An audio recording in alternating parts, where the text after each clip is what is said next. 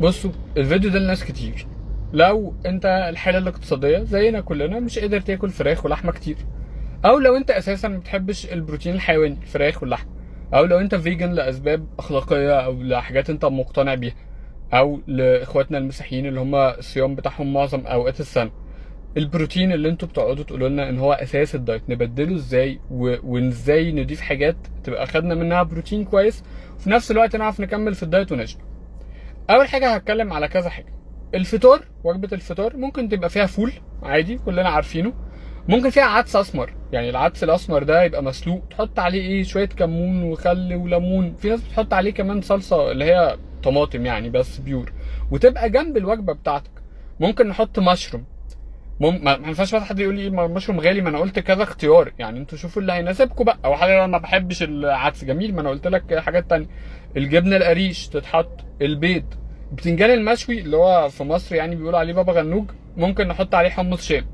خلاص. الجبنه اللي الناس مش بتحب جبنه قريش ممكن تاخد جبنه خالي زيت نباتيه. قلت مثلا ده انا صايم مفيش جبنه، ما انا قلت لك في عدس وفي فول وفي مشروم اهو، بقى نساعد بعض. انا قلت اعمل فيديو واحد كده ايه فيه كل الانواع دي، اكتب ورايا والحاجات دي اكتبها. خلاص. يا ريت حد يكتبها في الكومنتات برضو عشان تشوف انت بقى الاختيارات اللي تناسبك. كل دول بروتين، كل دول فيهم بروتين كويس، كل دول فيهم امينو اسيدز كويس. خلاص. فدي حاجه. لو انت ما بتحبش القولون يبقى مش هتاخد فول والعدس، هتاخد الباقيين وهكذا، نقعد نساعد بعض يا جماعه. خلاص.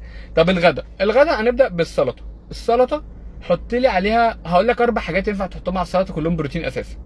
ممكن تحط عدس، ممكن تحط حمص شام. قلت لي يعني حمص شام فيه كارب اعلى، ما انا عارف يا جماعه ان هو المعلومه دي انا مش عارفها، بس قصدي ده اختيار ينفع تاخدوه لان فيه بروتين كويس عادي.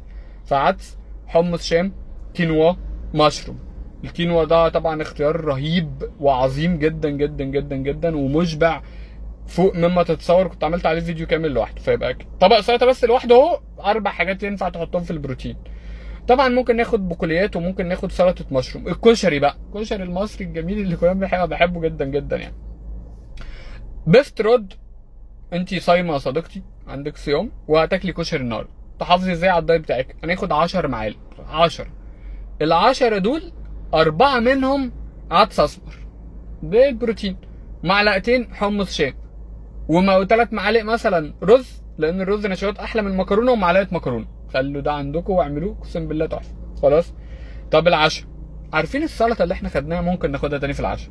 ممكن اللي هي السلطه قلنا بقى كينوا وحمص شام ومش عارفه ايه كل ده عادي. خلاص. ممكن ناخد زبادي يوناني. ما تقوليش بقى انا مش صايم، انا قلت لي لو غالي، طب ما انا قلت لك اختيارات تانيه رخيص كده يعني. خلاص.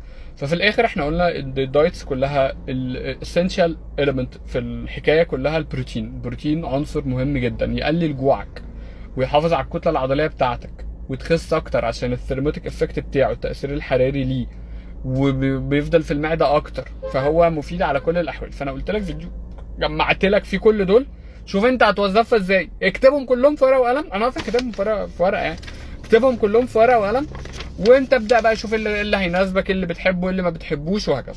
شير الفيديو وما تنساش تدعمنا عشان نفضل مستمرين، وسيب لي اسئلتك في الكومنتات، وما تقولش ان انا مش برد على الكومنتات، لاني وعهد الله برد عليها كلها بفيديوز بافكار او لو قدرت او لحقت اقولها يعني.